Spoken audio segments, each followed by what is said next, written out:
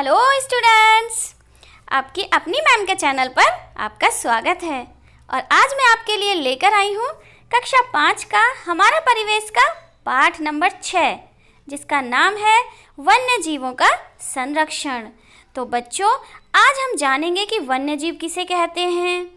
वन्य जीवों की संख्या धीरे धीरे कम हो रही है, तो इसके क्या कारण हैं और हम कैसे उनको संरक्षित करके उनकी संख्या को बढ़ा सकते हैं, या फिर जो धीरे धीरे उनकी संख्या कम हो रही है उसका संरक्षण कर सकते हैं। तो आज हम इन्हीं बिंदुओं पर चर्चा करेंगे। तो आइए आज का पाठ स्टार्ट करते हैं। तो बच्चों, जैसा कि आप देख सकते हैं, ये है हमारा परिवेश का पाठ नंबर 6, वन्य जीवों का संरक्षण। तो आपने अपने आसपास बहुत सारे जानवरों को देखा होगा, जिनमें से कुछ पालतू होते हैं। और पालतू जानवर उन्हें कहते हैं जिन्हें हम अपने उपयोग के लिए पालते हैं, जबकि कुछ जानवर जंगलों में रहते हैं। तो जो जंगलों में रहते हैं उनको जंगली जानवर या फिर वन्य जीव कहते हैं। अब यहाँ पर देखो, कुछ पिक्चर्स हैं जानवरों की। इनमें से आपको पहचान कर बतानी है कि इनमें से कौन पालतू हैं और कौन जंगली जानवर हैं। तो ये आप यहाँ पर लिख देना, जो पालतू जानवर हैं वो यहाँ पर और जो जंगली जानवर हैं वो यहाँ पर। तो आइए अब हम देखते हैं कि जो जीव जंतु हैं वो हमें प्रकृति द्वारा दिए गए उपहार हैं। इनमें से बहुत सारे जानवर ऐसे हैं जैसे बैल, खच्चर, ऊंट या घोड़ा, जो कि जुताई और बोझा ढोने और सवारी ढोने के काम आते हैं। जबकि कुछ जानवर जैसे गाय, भैंस, भेड़, बकरी, इनसे हमें मिलता है दूध। तो वहीं मुर्गी और बत्तख ऐसे जानवर हैं जिनसे हमें अंडा मिलता है। और इसी प्रकार जब ये जानवर मर जाते हैं तो इनकी खाल और हड्डियों से हम जूते, पर्स, बटन, कंघी और सजावट का ढेर सारा सामान बनाते हैं। तो भेड़, ऊंट, याक जैसे जंतु ऐसे हैं जिनसे हमें ऊन मिलती है। तो ऐसे ये जो जानवर हैं ये हमारे बहुत ही काम के होते हैं। अब क्या हुआ कि धीरे धीरे इन जानवरों की संख्या में कमी होती जा रही है। यहाँ पर आप 3 पिक्चर्स देख सकते हो। जो ये पहली पिक्चर है, यहाँ पर आप देखोगे कि खूब हरा भरा जंगल है और ढेर सारे जंगली जानवर हमें यहाँ पर दिखाई दे रहे हैं। देख पा रहे हो ना आप, कितने सारे जंगली जानवर आप यहाँ पर देख पा रहे हो। लेकिन फिर क्या हुआ, धीरे धीरे हमारी संख्या बढ़ी, मीन्स मनुष्यों की संख्या बढ़ी, और हमने खेती के लिए पेड़ों को काटना, जंगलों को साफ करना शुरू कर दिया। अब क्या हुआ कि जहाँ पर पहले जंगल हुआ करता था वहाँ पे अब खेती होने लगी। फिर क्या होता है, फिर हमारी जनसंख्या और बढ़ी।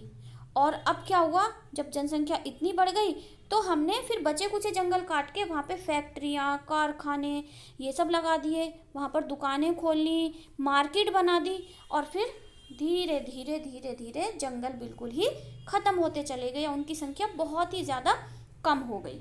तो अब क्या हुआ, जैसे जैसे ये जो जंगल थे ये कम हुए, तो जो यहाँ पर जंगली जानवर पाए जाते थे उनकी संख्या भी कम हो गई। खेती करने और मकान बनाने के लिए हमें जब भूमि की आवश्यकता हुई तो फिर हमने इन पेड़ों को काट दिया। अब जब पेड़ कट गए तो बारिश भी कम होने लगी, और बारिश कम होने के कारण जो इसका असर था वो जंगल में रहने वाले जीव जंतुओं पर पड़ा, क्योंकि उनको भी पीने का पानी उपलब्ध नहीं होता था। तो वो सुरक्षित स्थान और भोजन और पानी की कमी के कारण धीरे धीरे कम होने लगे, और कुछ की प्रजाति तो बिल्कुल ही खत्म हो गई। अब क्या हुआ, बहुत सारे लोग तो गैर कानूनी तरीके से जानवरों का शिकार भी करते थे। जैसे हाथी दांत के लिए हाथी का शिकार किया जाता था, और बाघ, शेर, हिरन या कछुआ ऐसे जानवरों की खाल क्योंकि बहुत महंगी बिकती है तो लोग इनका व्यापार करने लगे। गैंडा और बारहसिंगा ऐसे जानवर हैं जिनका शिकार उनके सींग के लिए किया जाता है। तो इन सभी कारणों से, कैसे, जंगलों की संख्या में कमी होने से या फिर उनका शिकार होने की वजह से धीरे धीरे इन जीवों की संख्या में कमी होती गई। और कुछ प्रजातियां तो ऐसी थीं जो पूरी तरह ही समाप्त हो गई। तो जो प्रजातियां पूरी तरह समाप्त हो गई उन्हें हम कहते हैं विलुप्त प्रजातियां। और ऐसी प्रजातियां जो कम दिखाई देती हैं उनको हम क्या कहते हैं, संकटग्रस्त प्रजातियां। यानी कि जो कम हैं, खत्म होने के कगार पर हैं, अभी खत्म नहीं हुई है लेकिन उनकी संख्या बहुत ही कम रह गई है, उन्हें हम कहते हैं संकटग्रस्त। और जिनकी संख्या पूरी तरह से खत्म हो गई है, विलुप्ति हो गई है वो, उन्हें हम कहते हैं विलुप्त प्रजातियां। तो हम यहाँ पर कुछ ऐसी जातियों के बारे में, प्रजातियों के बारे में जानेंगे। विलुप्त प्रजातियां यानी कि जो बिल्कुल ही खत्म हो गए हैं, वो हैं डायनासोर, मैमथ, लाल पांडा, डोडो पक्षी और लाल तोता, क्योंकि ये अब हमें बिल्कुल भी दिखाई नहीं देते, तो इन्हें हम रखते हैं विलुप्त प्रजातियों की श्रेणी में।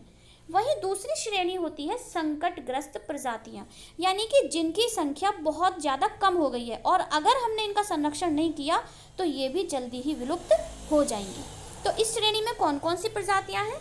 गौरैया, अफ्रीकन हाथी, बाघ, गिद्ध, शाही, शेर, काला हिरन, बारहसिंगा और कछुआ। तो इस तरह से ये कुछ ऐसी प्रजातियां हैं जो कुछ खत्म हो गई हैं और कुछ संकटग्रस्त हैं। तो जो संकटग्रस्त प्रजातियां हैं हमें उनका संरक्षण करने की आवश्यकता है। देखो यहाँ पर आप पिक्चर देख सकते हो, ये डायनासोर होता था, अब तो देखने को ही नहीं मिलता। ये है शाही और ये है डोडो पक्षी। अब हम देखेंगे कि इन वन्य जीवों का संरक्षण हम कैसे कर सकते हैं। तो देखो, वन्य जीवों को बचाने के लिए सरकार के द्वारा कुछ कानून बनाए गए हैं, जैसे कि जानवरों की खाल, दांत, हड्डी और सींग के व्यापार पर रोक लगा दी गई है। इसके अलावा इन पशु पक्षियों का संरक्षण करने के लिए, यानी इनको सुरक्षा प्रदान करने के लिए राष्ट्रीय उद्यानों और वन्य जीव अभयारण्यों की स्थापना की गई है। इन स्थानों में वन्य जीवों का शिकार करना मना होता है। यहाँ पशु पक्षी स्वतंत्र रूप से रहते हैं। तो ऐसे ही हमारे कुछ प्रमुख वन्य जीव अभयारण्य, उनके नाम आपको पता होने चाहिए। तो उनमें से कुछ नाम है दुधवा राष्ट्रीय उद्यान, जो कि उत्तर प्रदेश के लखीमपुर खीरी में है। चंद्रप्रभा वन्य जीव अभयारण्य, ये भी उत्तर प्रदेश में है। राजाजी राष्ट्रीय उद्यान, ये है उत्तराखंड में। गिर राष्ट्रीय उद्यान है गुजरात में और ये शेरों के लिए प्रसिद्ध है। नंदा देवी राष्ट्रीय उद्यान, ये भी उत्तराखंड में है।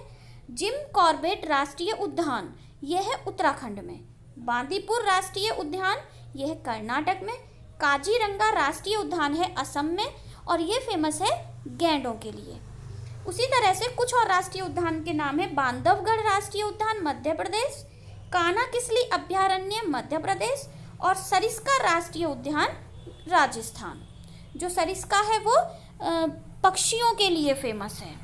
तो इस तरह से ये कुछ राष्ट्रीय उद्यान हैं जिनकी जो स्थापना की गई है वो पशु पक्षियों को स्वतंत्र रूप से विचरण करने के लिए की गई है और यहाँ पर उनका संरक्षण किया जाता है, यानी कि उनको बिल्कुल प्राकृतिक वातावरण उपलब्ध कराया जाता है ताकि उनको ऐसा लगे कि वो जंगलों में ही रह रहे हैं और यहाँ उनको कोई भी खतरा नहीं है। अब कुछ और इसमें चीज़ें हैं जो आपको याद रखनी चाहिए। वो क्या है कि एक बुक होती है जिसे हम कहते हैं रेड डाटा बुक।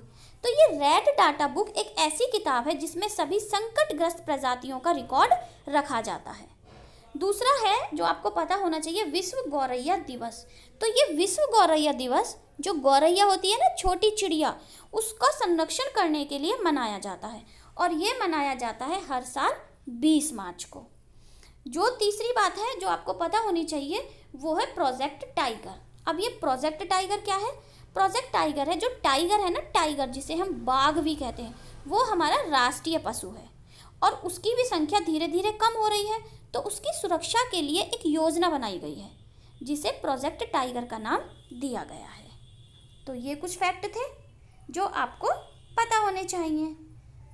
इसके अलावा हम इसमें अब देखेंगे इसके प्रश्न और उत्तर कि इसमें से हमने जो ये चैप्टर पढ़ा हमें इसमें से क्या क्या आया। देखिए, जंगली जानवरों को हम अपने घर में पालते हैं, ये सही है या गलत?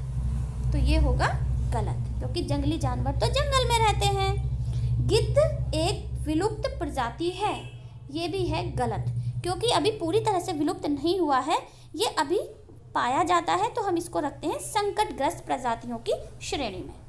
जानवरों के प्रति हमें संवेदनशील होना चाहिए, बिल्कुल सही, बिल्कुल संवेदनशील होना चाहिए। वन्य जीवों को बचाने के लिए राष्ट्रीय पार्कों की स्थापना की गई है, बिल्कुल सही। जिम कॉर्बेट अभयारण्य मध्य प्रदेश में स्थित है, बिल्कुल गलत, क्योंकि अभी हमने पढ़ा कि जिम कॉर्बेट अभयारण्य उत्तराखंड में है। नेक्स्ट हम देखेंगे, जंगलों के कटने से पशु पक्षियों की संख्या में वृद्धि हुई है। भाई बिल्कुल गलत, बल्कि जंगलों के कटने से तो उनकी संख्या में कमी आई है। मदारी बीन की धुन पर बंदर को नचाता है, बिल्कुल गलत। भाई बीन की धुन पे कौन नाचता है? सांप। तो ये भी गलत है। अब हम देखेंगे खाली स्थान, हमें कुछ खाली स्थान दिए गए हैं जिन्हें हमें भरना है। डायनासोर एक विलुप्त प्रजाति है ना, क्योंकि ये अब खत्म हो गया है। भेड़, ऊंट, याक आदि जंतुओं से हमें क्या मिलता है? हमें इनसे मिलती है ऊन। संकटग्रस्त प्रजातियों का रिकॉर्ड किस में रखा जाता है? रेड डाटा बुक में। हमारा राष्ट्रीय पशु है बाघ। और जीव जंतु हमें प्रकृति द्वारा दिए गए उपहार हैं, तो 5वें नंबर पे हम इसको लिख देंगे। तो देखिए, अगर आपने चैप्टर को ध्यान से सुना तो आपको सारे प्रश्न उत्तर भी आसानी से करने आ जाएंगे। अब चलते हैं नेक्स्ट। तो अब हमें कुछ प्रश्नों के उत्तर देने हैं। वन्य जीवों की संख्या में गिरावट क्यों होती जा रही है? ये आपको अपनी कॉपी पर लिखना है। पेड़ों की संख्या में कमी होने से जो हमारे पेड़ पौधे हैं और जंगलों की संख्या में कमी होने की वजह से वन्य जीवों की संख्या में गिरावट होती जा रही है। उत्तराखंड राज्य के 2 राष्ट्रीय उद्यानों के नाम लिखिए। तो अभी मैंने आपको बताया था, तो कौन कौन से हैं? जिम कॉर्बेट नेशनल पार्क और दूसरा राजाजी राष्ट्रीय उद्यान। प्रोजेक्ट टाइगर क्या है? भाई, टाइगर यानी बाघ को बचाने के लिए, उसकी प्रजाति का संरक्षण करने के लिए सरकार द्वारा जो एक योजना बनाई गई है, उसी का नाम है प्रोजेक्ट टाइगर। किन्हीं 2 संकटग्रस्त एवं विलुप्त प्रजातियों के नाम लिखिए। अब देखो, ये प्रश्न का उत्तर आपको अपने आप करना है और मुझे कमेंट बॉक्स में इसके नाम लिख कर देने हैं कि 2 संकटग्रस्त प्रजातियां कौन सी हैं और 2 विलुप्त प्रजातियां कौन सी हैं। वन्य जीव अभयारण्य और राष्ट्रीय उद्यानों की स्थापना क्यों की गई? तो इनकी स्थापना की गई वन्य जीवों का संरक्षण करने के लिए और उन्हें प्राकृतिक वातावरण प्रदान करने के लिए। तो इस तरह से ये आपका चैप्टर हो गया बिल्कुल कंप्लीट विद क्वेश्चन आंसर। तो आपको ये चैप्टर अच्छे से समझ में आया तो आप मुझे कमेंट में यस लिख के भेजिए।